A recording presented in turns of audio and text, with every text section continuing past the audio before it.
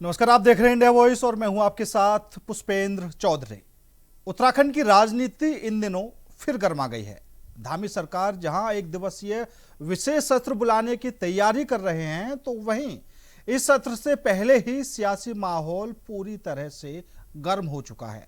हालांकि सरकार ने अभी तक सत्र का आधिकारिक एजेंडा साफ नहीं किया है, लेकिन माना जा रहा है कि इसमें महिला आरक्षण से जुड़े संशोधित बिल पर चर्चा हो सकती है।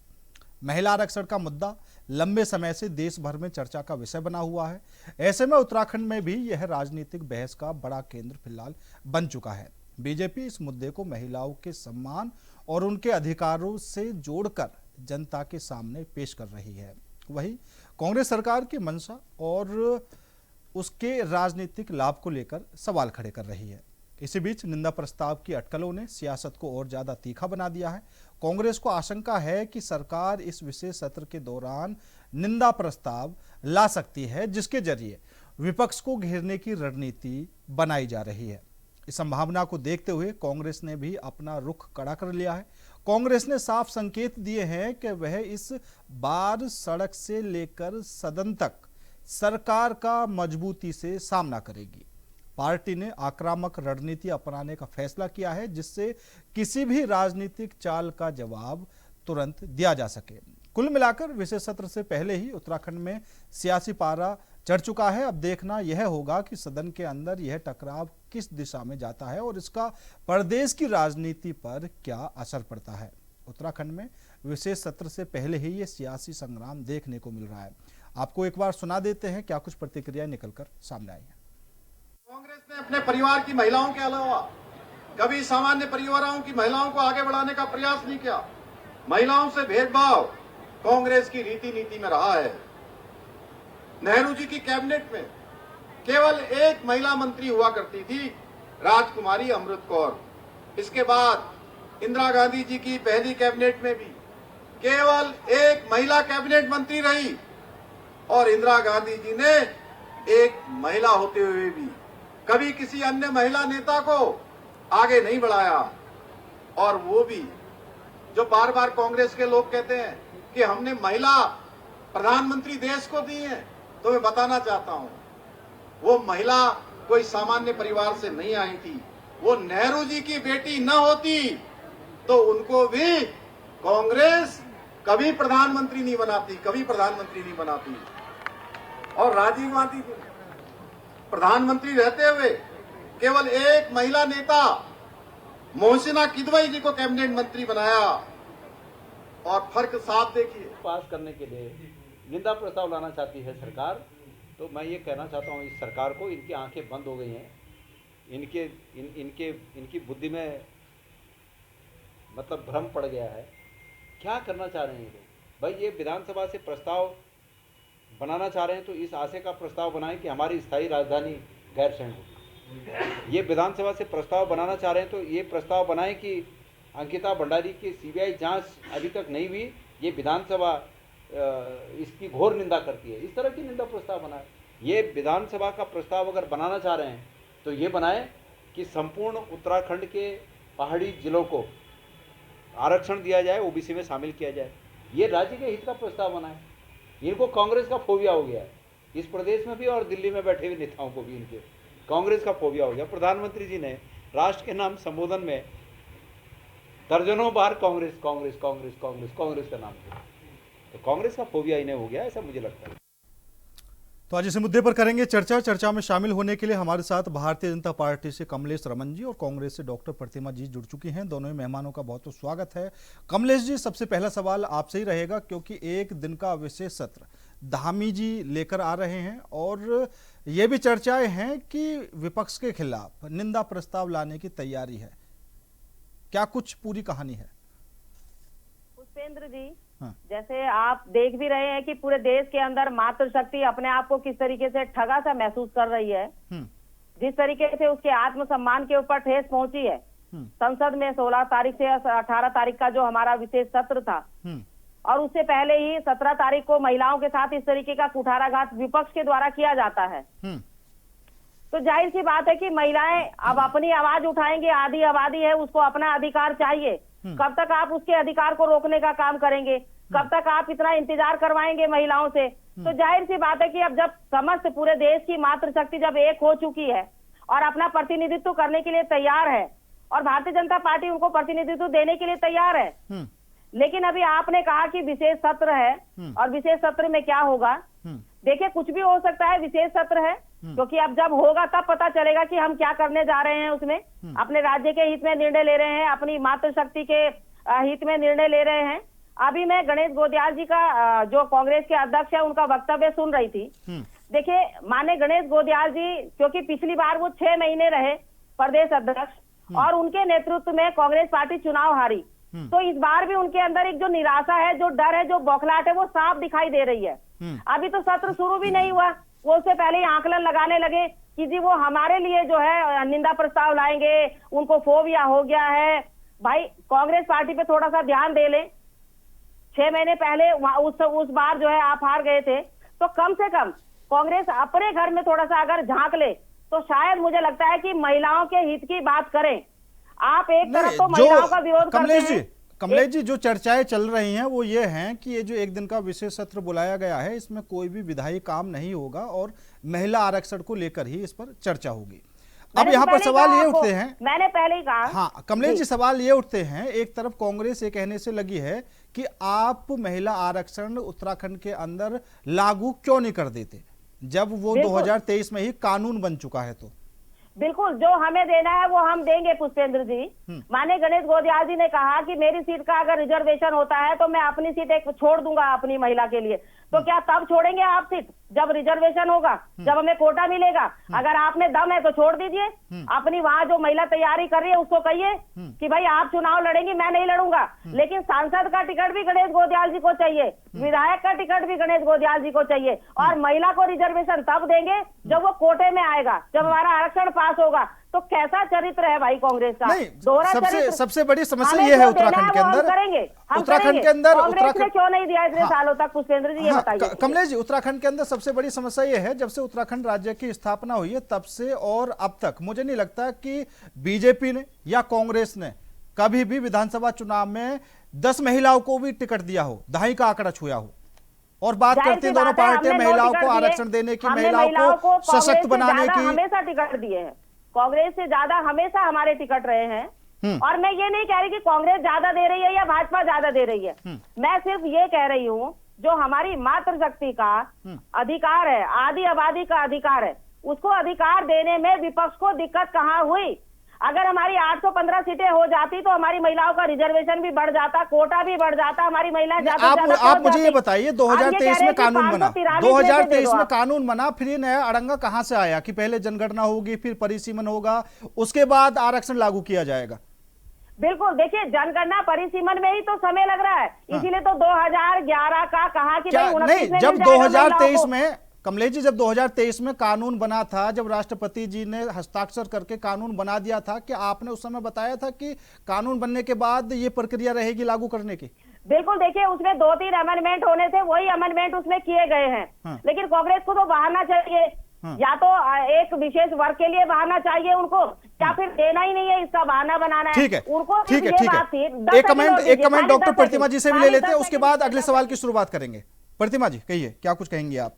आपकी तरफ से भी सवाल उठाए जा रहे हैं, निंदा प्रस्ताव का डर कहीं ना कहीं आपको भी सता रहा है, लेकिन आपकी तरफ से यह भी मांग की जा रही है कि महिलाओं को जो आरक्षण है वो अभी से लागू कर दिया जाए।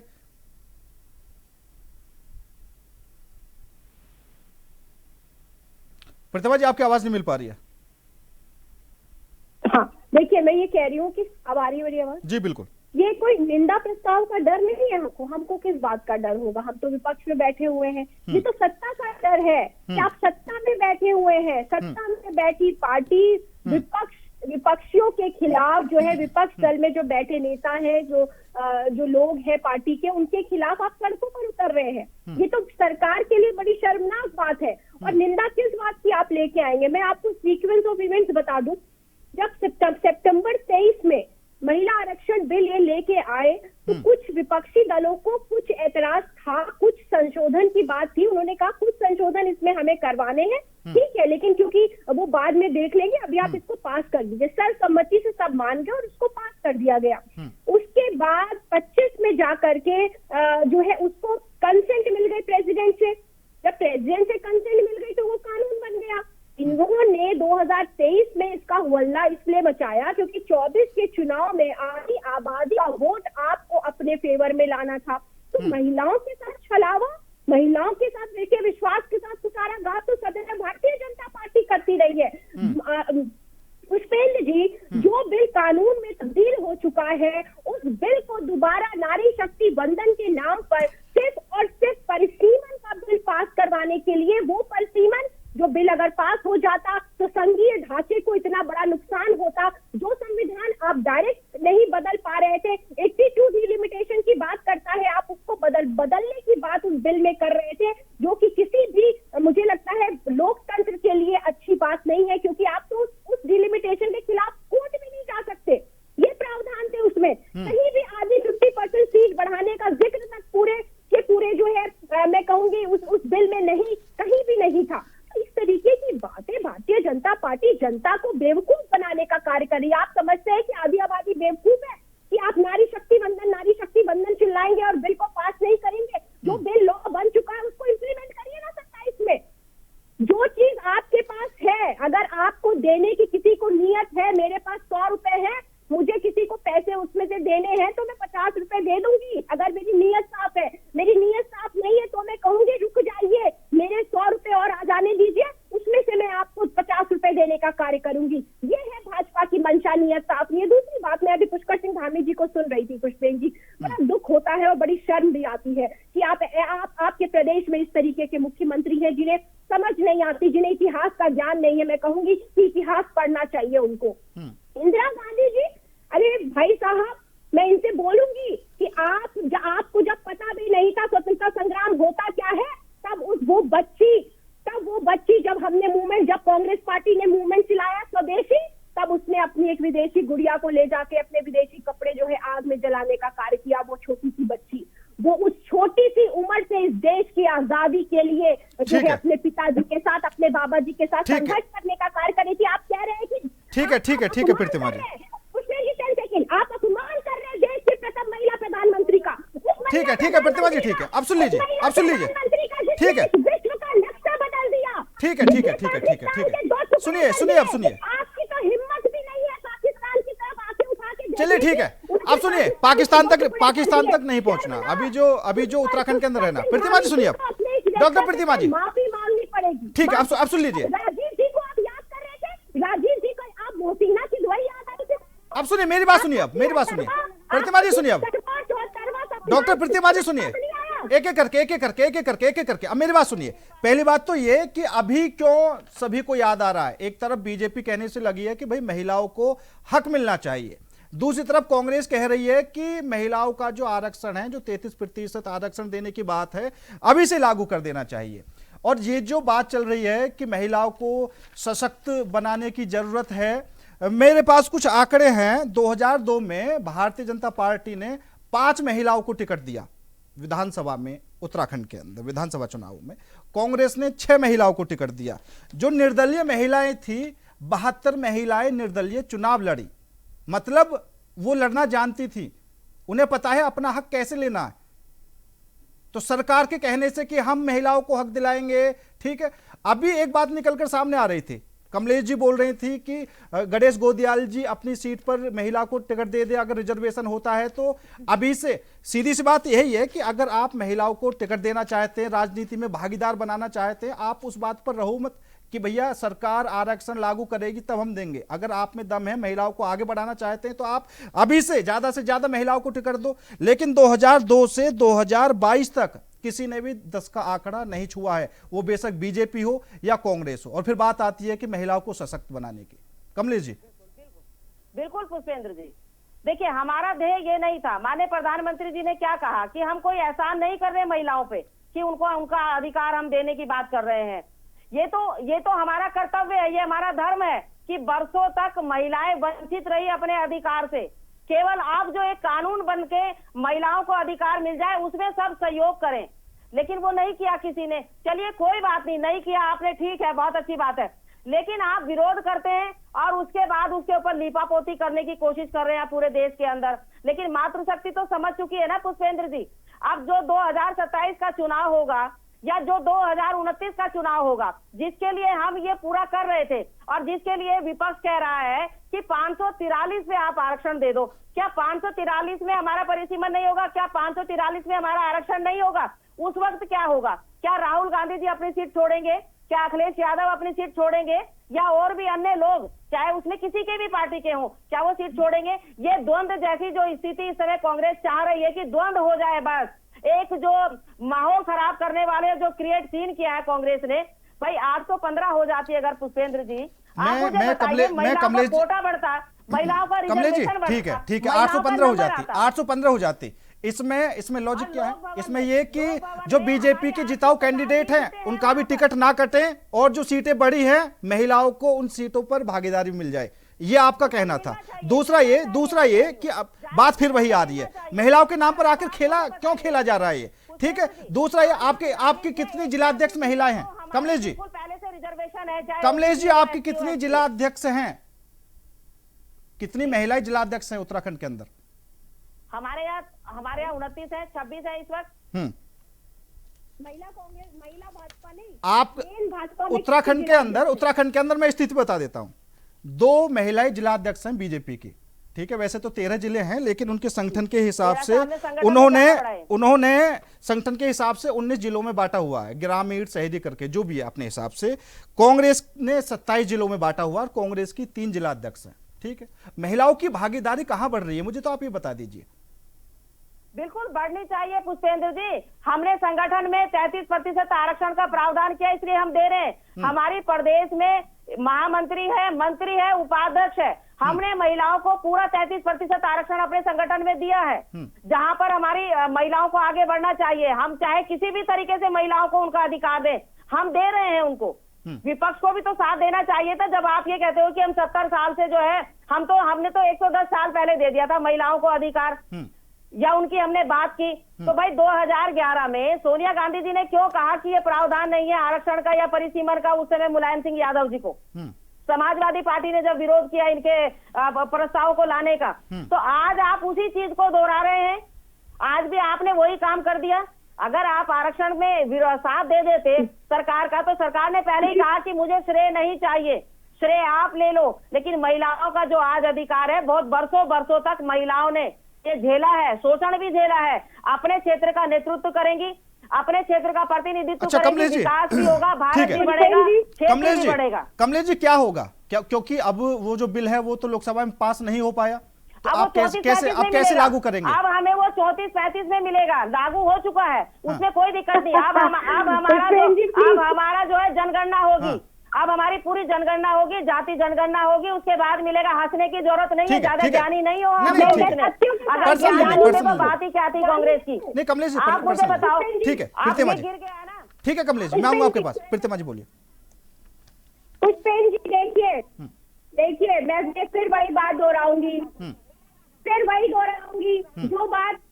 जो बात कमलेश जी आपके पास आऊंगा मैं वापस। ठीक है कमलेश जी, ठीक है। प्रतिमा जी आप बोलिए। कांग्रेस ने तो कभी महिला आरक्षण का विरोध किया ही नहीं। कांग्रेस ने सदैव महिलाओं को सम्मान देने का कार्य किया है। अब भाजपा से हमें सर्टिफिकेट नहीं चाहिए, पूरा देश जानता है इस बात को। और पुष्पेंद्र जी देखिए फिर से वही बात ही वापस आ रही है। नहीं फिर से वही बात। प्रतिमा जी एक एक करके प्रतिमा जी आप बोल रहे हैं कि हमने महिलाओं को हमेशा सम्मान दिया है। आपको पता है उत्तराखंड के अंदर एक बार भी लोकसभा का टिकट महिला को नहीं दिया कांग्रेस ने। देखिए पहले मैं पूरी अपनी बात रखी हूँ, फिर मैं आपके बात का जवाब देती हूँ। देखिए जो बात 2023 में सदन में कही गई थी पुष्पेंद्र जी, वही बात आज दोहराई जा रही है। जो बात 2023 में विपक्ष ने सदन में कहा था कि आप ये बिल अभी पास करवा रहे हैं, लेकिन आप ये सिर्फ 2024 में एडवांटेज लेने के लिए पास करवा रहे हैं, क्योंकि आप इसका फायदा 2024 का 2027 में भी नहीं दे पाएंगे। 2034 2035 से पहले आप इसका फायदा नहीं ले पाएंगे। क्यों? क्योंकि विपक्ष ने ये कहा था कि पहले जनगणना होगी, फिर परिसीमन होगा। जनगणना में 3 साल लग जाएंगे, परिसीमन आयोग कम से कम 5 साल लेने का कार्य करेगा। अब इन्होंने कहा कि विपक्ष जो है जनता को बरगलाने का कार्य कर रहा है। आज विपक्ष की बात को आप सत्य साबित कर रहे हैं कि 2034 2035 से पहले आप नहीं कर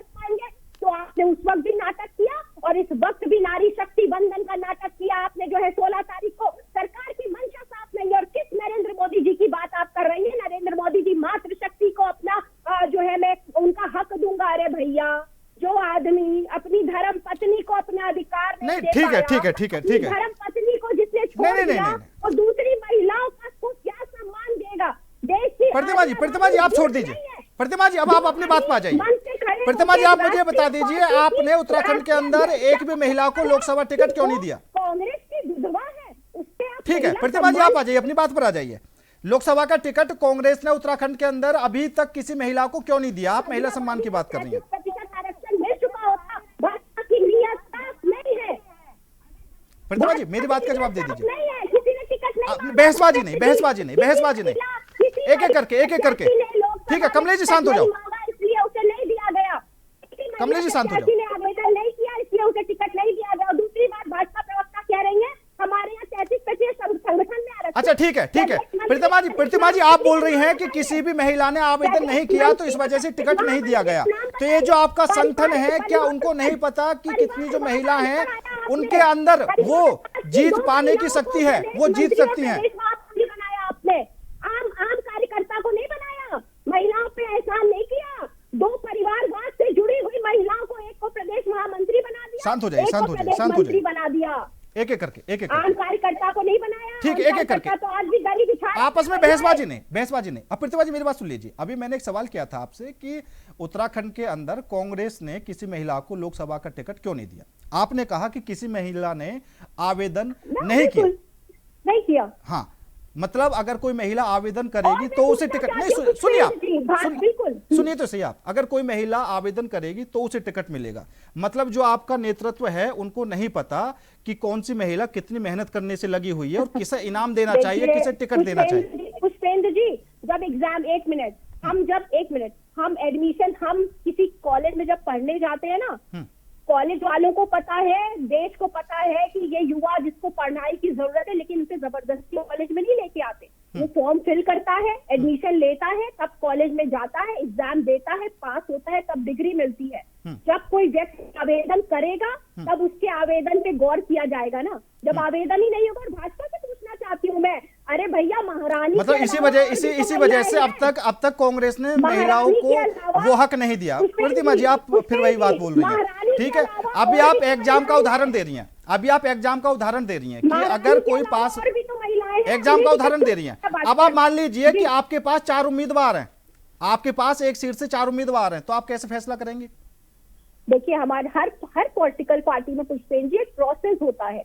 उस प्रोसेस के तहत जो वहाँ का जो वोटर होता है, वहाँ का जो कार्यकर्ता होता है, उससे वार्ता की जाती है, उससे संवाद स्थापित किया जाता है। एक सर्वे होता है, एक सर्वे प्रदेश कांग्रेस ऑफिस कराती है, एक सर्वे दिल्ली आला कमान कराते हैं। सर्वे से लेकर के कार्यकर्ता के संवाद में जिस व्यक्ति का नाम सामने आता है, जिसकी छवि अच्छी होती है, आम जनता के बीच जिसकी बहुत अच्छी होती है, उस व्यक्ति को टिकट दिया जाता है। मतलब कुल मिला के ये है कि कांग्रेस उनको टिकट देगी जो जिताऊ कैंडिडेट होंगे, साफ तौर पर ये कहना चाहते हैं। जिताऊ कैंडिडेट की कोई गारंटी नहीं है। एक पुरुष भी जिताऊ हो सकता है, एक महिला भी जिताऊ हो सकती है। जिताऊ का कोई टैग नहीं होता किसी पे, लेकिन ये जितने मापदंड हैं उन मापदंडों पे जो काम करता है। ठीक है प्रतिभा जी समय कम है थोड़ा। कमलेश जी भाजपा में भी होता है। ठीक है कमलेश जी लास्ट कमेंट।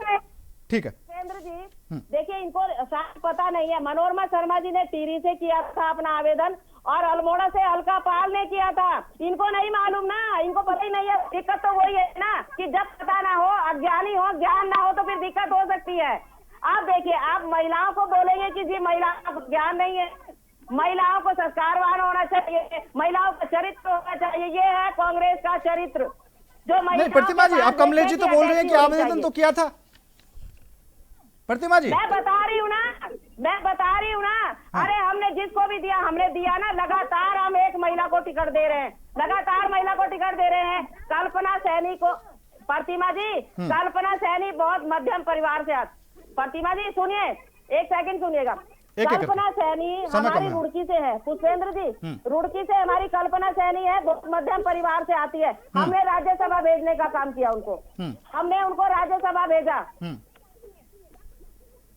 अरे सुनिए, हाँ कमलेश जी आप अपनी बात पूरी कीजिए समय कम आवश्यकता नहीं। प्रतिभा जी सुनिए, कल्पना सैनी हमारी रुड़की की बहुत मध्यम परिवार की है, बहुत मध्यम परिवार की। किसी को टिकट दिया, कितनी महिलाओं को मेयर बना दिया, कितनी महिलाओं को राज्यसभा भेजा, हमने तो राज्यसभा भी भेजा।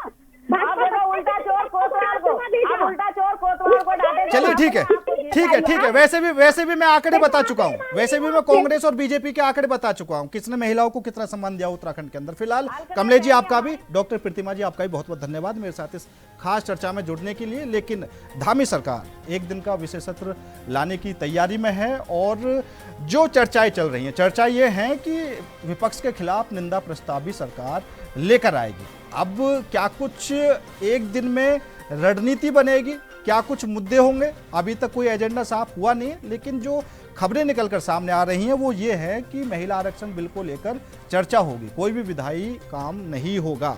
अब देखा जाएगा आगे की रणनीति क्या कुछ बनती है, कांग्रेस की क्या कुछ तैयारी रहेगी या बीजेपी की क्या कुछ तैयारी रहने वाली है। फिलहाल मेरे साथ इस खास पेशकश में इतना ही। नमस्कार।